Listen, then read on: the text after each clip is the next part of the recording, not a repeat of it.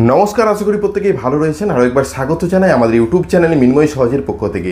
আজকে যে বিষয় নিয়ে আলোচনা খুবই গুরুত্বপূর্ণ, যাদের পুরনো ওবিসি সার্টিফিকেট রয়েছে নূতনভাবে তাদেরকে আবার পুনরায় সার্টিফিকেটে তৈরি করতে হবে, অর্থাৎ নূতন সার্টিফিকেট ভেরিফিকেশন করাতে হবে। তো এই রিভেরিফিকেশনের জন্য কিন্তু একটা নোটিশ দেখতে পাচ্ছেন সাইডে স্ক্রিনে। এই রিভেরিফিকেশন নোটিশে কি বলা হয়েছে যে কিভাবে আপনি সম্পূর্ণ প্রক্রিয়াটা সমাপ্ত করবেন। টোটাল 64টা ক্যাটাগরি যারা নতুন করে এই যে লিস্ট তাতে নাম এসেছে, কারো ওবিসি এ ছিল বি হয়েছে, বা কারো যদি বি ছিল বি আছে তবুও তাকে রিভ্যালিডেশন করতে হবে তার সার্টিফিকেটটাকে। তো এটা প্রত্যেক ওবিসি ক্যান্ডিডেটদের জন্যই প্রযোজ্য। তো কি বলা হয়েছে এই নোটিশে, কি কি লাগবে, কোথায় জমা দিতে হবে, সম্পূর্ণ তথ্য রয়েছে আজকের আমাদের এই ভিডিওটা থেকে। হ্যাঁ, অনেকে এখন পর্যন্ত আমরা যে ভিডিওগুলো বানিয়েছি সেগুলোতে আলোচনা করেছিলাম যে যারা নতুন তাদের ক্ষেত্রে, তো সেক্ষেত্রে অনেক জায়গায় এখন পর্যন্ত নোটিশ না আসার কারণে সেটাকে অনেকেই অ্যাপ্লিকেশন করার পরেও রয়ে গেছে।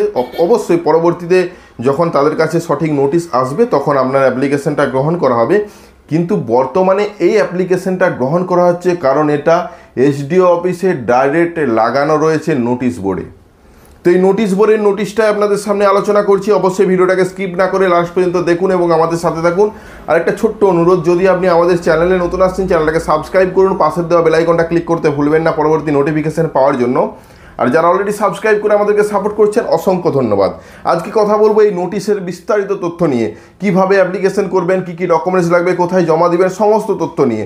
চলুন সরাসরি স্ক্রিনে নোটিশটা রেখে ভালোভাবে আলোচনা করি, তাহলে বিষয়টা আপনার কাছেও পরিষ্কার হবে। চলুন। অর্ডার অনুযায়ী নানা রকম ভিডিও আপনারা দেখছেন ওবিসি সম্পর্কে। আজকে কথা বলবো যে বিষয় নিয়ে, এটা একদম এসডিও অফিসে লাগানো নোটিশ বোর্ডে নিয়ে। তো নোটিশে কি বলা হয়েছে সে বিষয়ে বিস্তারিত দেখে নিন। দেখুন, প্রথমে রয়েছে ওবিসি সার্টিফিকেট রিভ্যালিড করার জন্য, অর্থাৎ রিভ্যালিড করতে হবে প্রত্যেককেই। তো এই বিষয়টা বুঝতে পারছেন, প্রত্যেক ওবিসি ব্যক্তিদেরকেই করতে হবে। এই নয় যে যারা আগে হয়েছে, আগে হলেও তাদের তো সার্টিফিকেট ডিজিটালাইজেশন হয়েছে 2010-এর পর, তো প্রত্যেকের জন্যই কিন্তু এই অপশানটা যারা ওবিসি ক্যাটাগরির মধ্যে রয়েছেন। হতে পারে তাদের এ থেকে বি হয়েছে, বি থেকে এ হয়েছে, প্রত্যেকের জন্য কিন্তু এই প্রক্রিয়ায় কি বলা হয়েছে যে 64টি সাবকাস্ট হাইকোর্টের অর্ডারে বৈধ ছিল তাদের ক্ষেত্রে কি করতে হবে। একটা অনলাইন অ্যাপ্লিকেশন। তো অনলাইন অ্যাপ্লিকেশনের 3টে পেজ হয়ে থাকে। 3টে পেজের মধ্যে একটা হলো অ্যাকনোলেজমেন্ট স্লিপ, অ্যাপ্লিকেশন ফর্ম এবং service details page. Acknowledgement slip বলতে এটা, আর অ্যাপ্লিকেশন কপি বলতে এটা যেখানে আপনার নাম ডিটেলস থাকবে, আর সার্ভিস ডিটেলস হলো এটা। সার্ভিস ডিটেলসে যেখানে ইনকাম ডিটেলস থাকবে যদি আপনার পরিবারে কোনো চাকরিজীবী থাকে সেক্ষেত্রে। তাছাড়া যদি ফ্যামিলি ইনকাম থাকে, যেরকম ভিডিও থেকে নেবেন সেই ইনকাম সার্টিফিকেট যত দেওয়া আছে সেটা এগ্রিকালচারে দিবেন। যাই হোক, এই 3টে পেজ আপনি অনলাইন থেকে পেয়ে যাবেন। এই অনলাইন প্রক্রিয়াটা নিয়ে আমরা পরে আলোচনা করছি। অবশ্যই বেশি কমান্ডের উপর ভিত্তি করে কিভাবে এই অনলাইন প্রক্রিয়াটা হবে, কারণ কি আপনাদের যে পুরনো ডাটা আছে অটোমেটিক ক্যালকুলেট বা অটোমেটিক নিয়ে নেওয়া হবে, এবং শুধুমাত্র আপনাকে কয়েকটা পার্ট শুধু লিখতে হবে, বিশেষ কয়েকটা পার্ট, যেগুলো যেমন হলো আধার কার্ড নম্বর বা মোবাইল নম্বর, এই সমস্ত বিষয়। ফর্ম ফিল আপ বিষয়ে অবশ্যই ভিডিও আমরা খুব তাড়াতাড়ি নিয়ে আসছি। আপনারা অবশ্যই কমেন্ট করে জানান আপনাদের প্রয়োজন কিনা, ভিডিওটা শেয়ার করে দিন। তার নিচে রয়েছে 2 নম্বর কলামে বিডিও ইনকাম সার্টিফিকেট বা এসডিও স্যারের থেকে নেওয়া ইনকাম সার্টিফিকেট। প্রত্যেকের ক্ষেত্রে বিডিও ইনকাম সার্টিফিকেট পাওয়া সম্ভব, তো সেই ইনকাম সার্টিফিকেটটা নেবেন। যদি পিতামাতা চাকরিজীবী হয়ে থাকেন তাহলে তাদের 40 বছরের বয়সে থাকাকালীন ওনাদের ক্ষেত্রে পে স্লিপ, অর্থাৎ যারা চাকরি করছে তাদের প্রত্যেকেরই পে স্লিপ হয়ে থাকে প্রতি মাসের, পে স্লিপের জেরক্স কপি, অর্থাৎ 1 বছরের পে স্লিপের জেরক্স কপি কিন্তু দিতে হবে। যদি পিতামাতার ইনকাম ট্যাক্স ফাইল থাকে সেক্ষেত্রেও তাদের যে ইনকাম ট্যাক্সের ফাইলের জেরক্স লাস্ট 3 বছরের দিতে হবে। যদি লাস্ট 3 বছর কেউ না করে থাকে তাহলে যতদিন আছে সেটাই দিবে। পুরনো জাতিগত শংসাপত্র, অর্থাৎ পুরনো যে সার্টিফিকেটটা আপনাদের কাছে রয়েছে সেই সার্টিফিকেটের কপি জেরক্স করে দিতে হবে।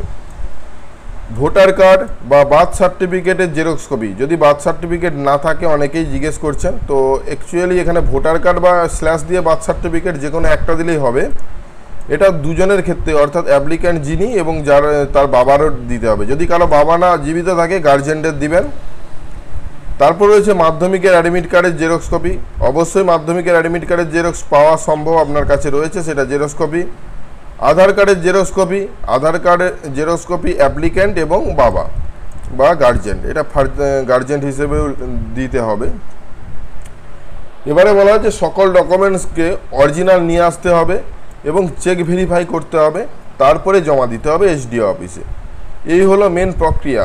কারণ বর্তমানে যে হাইকোর্টের অর্ডার সেই অনুযায়ী সমস্ত ওবিসি সার্টিফিকেটকে আবার ভ্যালিড করা হয়েছে, তাদেরকে আবার রিভ্যালিড করার জন্য এই প্রক্রিয়া।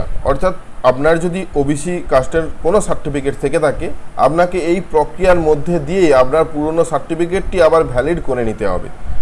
তো সেই যে অ্যাপ্লিকেশন ফর্ম ফিল আপের যে প্রক্রিয়া, সেই প্রক্রিয়া নিয়ে অবশ্যই ভিডিও বানাবো। দেখতে পাচ্ছেন আমরা একটা অ্যাপ্লিকেশন সাবমিট করেছি এবং এটা হলো তার অ্যাপ্লিকেশন ফর্ম।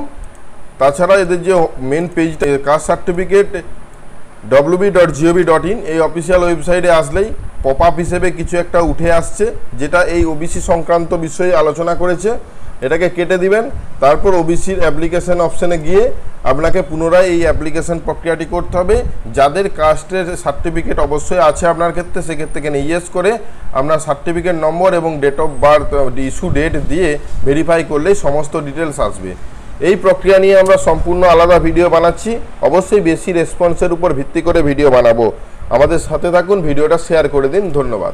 আশা করি আজকে যে বিষয় নিয়ে ভিডিওটা ছিল সম্পূর্ণ ভালোভাবে বুঝতে পেরেছেন। যদি ভিডিওটা ভালো লাগে বা ইনফরমেটিভ মনে হয় বা অ্যাপ্লিকেশন পার্ট দেখতে চান, তাহলে অবশ্যই কমেন্ট করুন। চ্যানেলে নতুন আসলে চ্যানেলটাকে অবশ্যই সাবস্ক্রাইব করুন। পাশের দেওয়া বেল আইকনটা ক্লিক করতে ভুলবেন না পরবর্তী নোটিফিকেশন পাওয়ার জন্য।